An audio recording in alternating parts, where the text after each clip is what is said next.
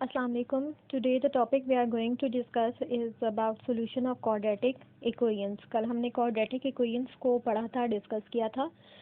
आज हम इसके solutions की तरफ जाते हैं. ये टॉपिक है 1.2 क्लास 10 का. सबसे पहले solution of quadratic equation होता क्या है? Solution of quadratic equation या solution किसी भी equation का आपसे इससे क्या मुराद है? इससे मुराद है आपके पास unknown variable. ठीक है, किसी भी इक्वेशन में जो अननोन वेरिएबल है, मोस्टली जो हम लोग इक्वेशंस में अननोन वेरिएबल को इस्तेमाल करते हैं वो होता है एक्स. ठीक है, उस एक्स की ऐसी कौन सी वैल्यू है जिसको आप उस गिवन इक्वेशन में डालेंगे तो वो सेटिस्फाइड हो जाएगी इक्वेशन. मीन के वो जो इक्वेशन है उसकी लेफ़्ट और राइट हैंड साइड जो है वो बराबर आ जाएगी. ये सिंपल सा कॉन्सेप्ट है किसी भी इक्वेशन में. फॉर एग्जांपल मैं एक इक्वेशन लिखती हूँ 3x प्लस 1 इक्वल्स टू 5. ये मैंने एक इक्वेशन लिखी है, राइट. इस इक्वेशन के सोल्यूशन से ये मुराद है कि इस x की जगह मैं ऐसी कौन सी वैल्यू डालूं जिसको जब मैं 3 से मल्टीप्लाई करूं और उसमें मैं जब 1 को ऐड करूं तो आपके पास आंसर आना चाहिए 5. ये कैसे ढूंढेंगे? ये जब आप लीनियर इक्वेशन की बात करते हैं तो यहाँ से तो ये बहुत सिंपल स्टेप्स हैं कि 1 इधर आके माइनस हो जाएगा, देन 3 मल्टीप्लाइंग है और राइट हैंड साइड पर आकर फिर ये 3 डिवाइड हो जाएगा तो आपके पास x की वैल्यू आ जाएगी. ये सिंपल सी एक इक्वेशन है जिसका सिंपल सा सोल्यूशन है. But we are talking about quadratic equations. एक क्वाड्रेटिक इक्वेशन का सोल्यूशन कैसे आता है? सोल्यूशन से फिर भी मुराद है कि जो क्वाड्रेटिक इक्वेशन में x है उसकी वैल्यू. अच्छा, आप क्वाड्रेटिक इक्वेशन कोई भी अगर आपको गिवन है तो उसके कितने सोल्यूशंस आ सकते हैं? ठीक है, सोल्यूशन या रूट, जो सोल्यूशन और रूट है उन दोनों से मुराद एक ही है. ठीक है, अगर मैं रूट का वर्ड इस्तेमाल करूँ या सोल्यूशन का वर्ड इस्तेमाल करूँ तो उससे मुराद वही x है, वही x जो अननोन है उसकी वैल्यूज़ हैं. ठीक है, अब क्वेश्चन यहाँ पर ये आता है कि किसी भी क्वाड्रेटिक इक्वेशन के कितने पॉसिबल सॉल्यूशंस या कितने पॉसिबल रूट्स हो सकते हैं. यानी कि यहाँ पर x की, क्योंकि देखिए वेरिएबल है, ठीक है, और वेरिएबल की तो इनफाइनाइट वैल्यूज़ हैं. यहाँ पे 1 भी आ सकता है, 2 भी आ सकता है क्योंकि अननोन है. ठीक है, लेकिन यहाँ पे सिर्फ वो वाला x आ सकता है, वो वाला वेरिएबल आ सकता है जो कि इस इक्वेशन को सेटिस्फाई करे. उसके अलावा जितने भी वेरिएबल्स हैं वो इस इक्वेशन को जो सेटिस्फाई नहीं करेंगे वो इस x की जगह नहीं आ सकते. तो अब ये आपको कैसे पता चलता है? ये आपको पता चलता है डिग्री से. ठीक है, अब डिग्री क्या होती है? डिग्री आपके पास होती है अननोन वेरिएबल की हाईएस्ट जो पावर है. ठीक है, फॉर एग्जांपल मैं एक इक्वेशन लिखती हूँ 3x² प्लस 1 इक्वल्स टू 0. अब ये आपके पास क्वाड्रेटिक इक्वेशन है. ठीक है, क्योंकि इसमें जो अननोन वेरिएबल है उसकी हाईएस्ट पावर क्या है? 2. ये जो 2 है ये इस क्वाड्रेटिक इक्वेशन की डिग्री है. ठीक है, डिग्री है, और ये डिग्री हमें बताती है कि एक क्वाड्रेटिक इक्वेशन के कितने सॉल्यूशंस आ सकते हैं. मींस के एक क्वाड्रेटिक इक्वेशन के 2 पॉसिबल सॉल्यूशंस हो सकते हैं. यानी कि x की जगह 2 ऐसी वैल्यूज़ आ सकती हैं जिसको आप इस गिवन इक्वेशन में जब पुट करेंगे तो आपका आंसर सेटिस्फाइड होगा. मींस के उसकी लेफ़्ट और राइट हैंड साइड बराबर आएगी. ठीक है, सिर्फ 2 ऐसे सॉल्यूशंस हो सकते हैं या सिर्फ 2 ऐसे रूट्स हो सकते हैं.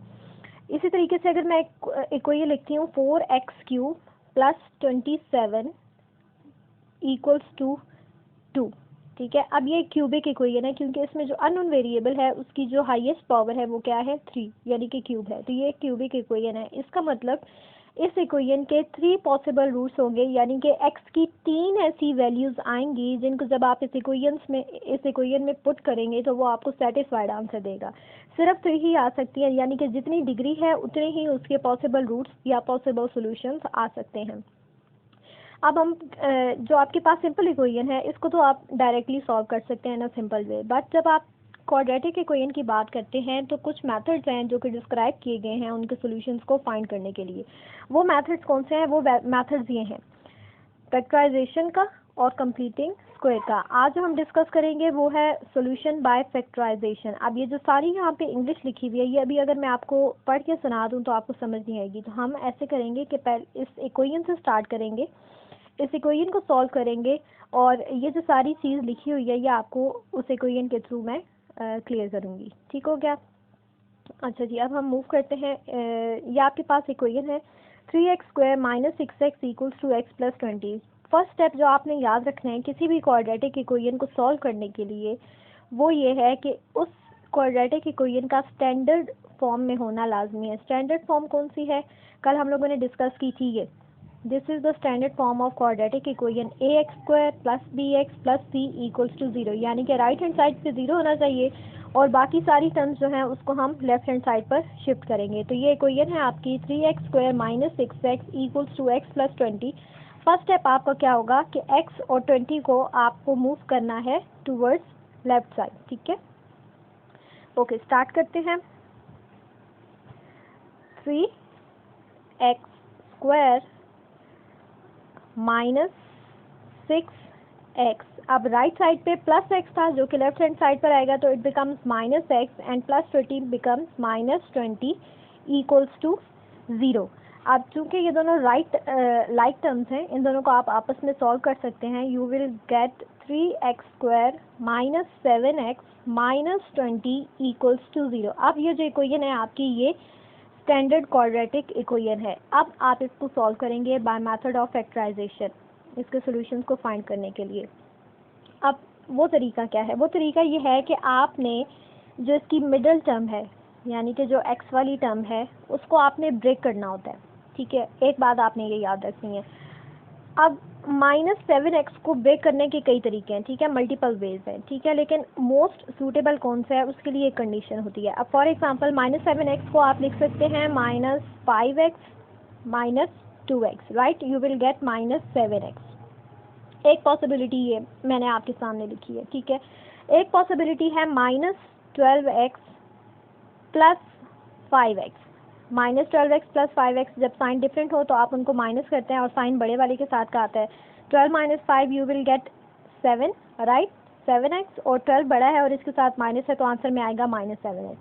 अब ये दो तरीके हैं -7x को ब्रेक करने के जो मैंने आपको शो किए हैं, ठीक है, लेकिन इसमें और भी तरीके हैं, ठीक है, -7x लाने के और भी तरीके हैं, लेकिन मैंने यहाँ पे दो आपको कंट्रास्ट में कंपैरिजन में करके दिखाए हैं ताकि आपको बात समझ में आ जाए।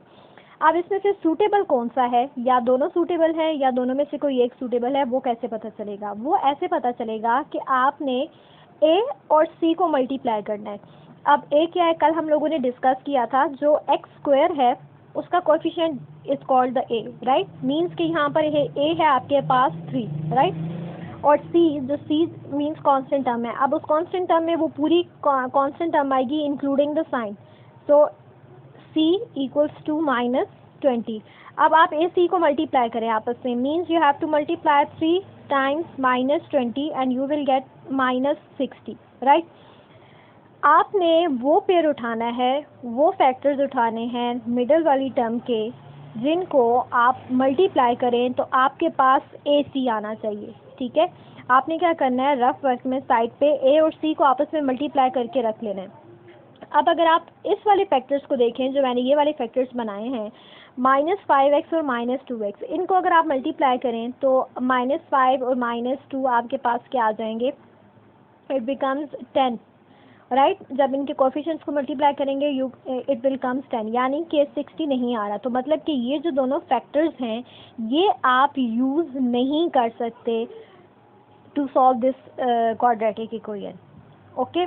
अब दूसरे वाले को ट्राई करते हैं, नहीं तो हमें कुछ और फैक्टर्स इसके फाइंड करने पड़ेंगे। -12 + 5, -12 को जब 5 से मल्टीप्लाई करेंगे आप, 5 2 times 10, 5 1 times 5 and 1 6 and minus, जब आपने 12 को 5 से मल्टीप्लाई किया है, -12 को 5 से मल्टीप्लाई किया, you will get the answer -6, means के ये वाले आपके जो फैक्टर्स हैं यही ठीक है, ठीक है। मैं अगेन रिपीट कर देती हूँ, आपने बीच वाली जो टर्म है, जो मिडल वाली टर्म है, उसको आपने करना है ब्रेक, ठीक है। मैं यहाँ से चेंज करती हूँ पेन ताकि आपको बात समझ में आ जाए। आपने जो बीच वाली टर्म है उसको ब्रेक करना है, ठीक है, और उसको ब्रेक करने के मल्टीपल वेज हैं, लेकिन मोस्ट सूटेबल कौन सा है, और वो एक ही होगा, और वो कौन सा होगा? वो ऐसे होगा कि जब आप a और c को मल्टीप्लाई करें तो जो आपके पास आंसर आता है उन दोनों फैक्टर्स को मल्टीप्लाई करने से भी वही आंसर आए, ठीक है। तो हमने देखे हैं कि -12x और +5x आपके पास ऐसे फैक्टर्स थे जिनको जब आपने मल्टीप्लाई किया है तो आपके पास आंसर आया है -60, यानी कि ये जो a वाली टर्म थी और c वाली टर्म थी, इनको मल्टीप्लाई करने से जो आंसर आया, ठीक है। इसको मैं रेज करके अब हम इसको सॉल्व करते हैं। ये सारा काम आपने रफ वर्क में करना है, ठीक है। a और c को भी मल्टीप्लाई करेंगे साइड पर, और ये सारा काम आपका रफ वर्क में होगा, ओके। अब हम इसको सॉल्व करते हैं। आपके पास इक्वेशन थी 3x², इसको मैं दोबारा से लिख देती हूँ। Your equation was 3x² minus 7x minus 20 equals to 0।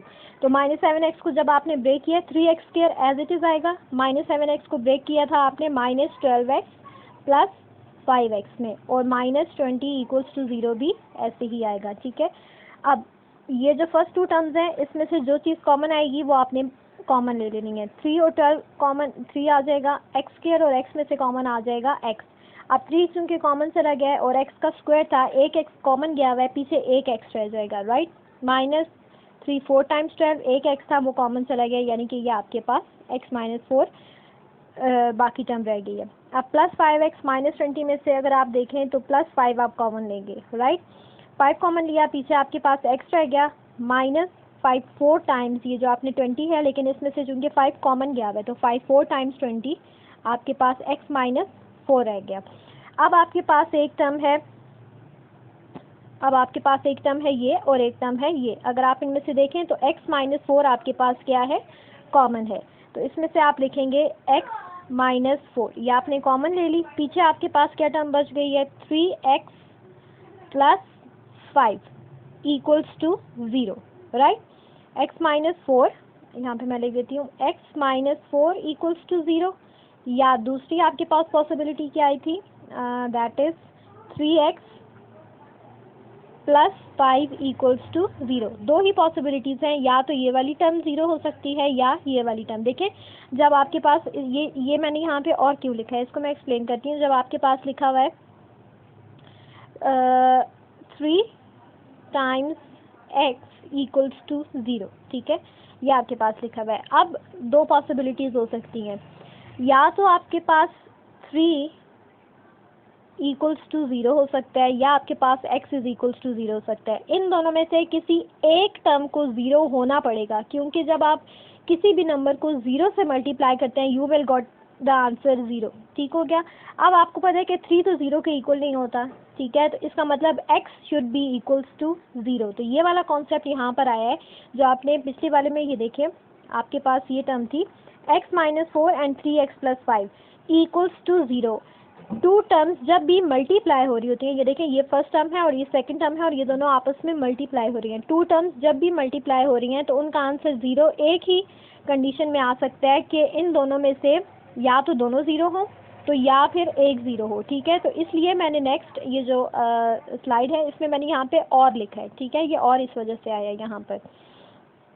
Okay, now या तो पॉसिबिलिटी है कि x माइनस 4 0 हो जाए, ठीक है, तब आपके पास राइट हैंड साइड पर 0 आएगा, या दूसरी पॉसिबिलिटी है 3x प्लस 5 आपके पास 0 हो जाए। तो फर्स्ट पॉसिबिलिटी को चेक करते हैं, x माइनस 4 इक्वल्स टू 0, यहाँ से x की वैल्यू क्या आ गई 4, ठीक है, एक पॉसिबिलिटी ये हो गई। दूसरी possibility 3x plus 5 right hand side पर जाके हो जाएगा इक्वल्स टू -5, और x मल्टीप्लाई 3 मल्टीप्लाई हो रहा है x के साथ, राइट हैंड साइड पर आके डिवाइड हो जाएगा। तो ये दो पॉसिबिलिटीज़ हैं। मैंने आपको स्टार्ट में बोला था कि जो क्वाड्रेटिक इक्वेशन है उसकी डिग्री 2 है, इस वजह से x की दो वैल्यूज़ ऐसी आएंगी जो गिवन क्वाड्रेटिक इक्वेशन को सेटिस्फाई करेंगी। तो जब आपने इसको सॉल्व किया है तो आपने देखा है कि x की दो वैल्यूज़ आई हैं, एक है 4 और एक है -5/3, यानी कि सिर्फ यही दो वैल्यूज़ हैं जिनको आप इस क्वाड्रेटिक इक्वेशन में पुट करेंगे, यानी कि x की जगह 4 डालेंगे एक दफ़ा तो वो इक्वेशन सेटिस्फाइड हो जाएगी, मींस उसकी लेफ्ट और राइट हैंड साइड बराबर आ जाएंगी, या फिर आपको -5/3 डालना पड़ेगा। इन दोनों वैल्यूज़ के अलावा कोई तीसरी ऐसी वैल्यू मौजूद नहीं है जो कि इस क्वाड्रेटिक इक्वेशन में पुट करने से सेटिस्फाइड हो जाएगी इक्वेशन, राइट। तो ये आ गए हैं सोल्यूशन। क्वेश्चन वो आपको ऐसे देता है that find the solution set of the following quadratic equation, right. तो सोल्यूशन सेट आप कैसे लिखते हैं, सेट आपको पता है कि सेट को लिखा जाता है कर्ली ब्रैकेट्स में। तो सोल्यूशन सेट इक्वल्स टू, इसका एक सोल्यूशन आया है 4 और एक सोल्यूशन आया है -5/3, और मोस्ट प्रोबेबली जो नेगेटिव वाली वैल्यू होती है उसको पहले लिखा जाता है, ये वाली भी ठीक है, लेकिन आप अगर इसको अरेंज करके लिखना चाहें तो -5/3, 4 इसकी सोल्यूशन सेट है। आई होप आपको ये वाला मेथड समझ आया है। इंशाल्लाह कल हम लोग एक्सरसाइज में से कोई क्वेश्चन इस पर करेंगे सॉल्यूशन फाइंड करने का फैक्टराइजेशन मेथड से, और इंशाल्लाह नेक्स्ट वीडियो में मुलाकात होती है। जज़ाकल्लाह।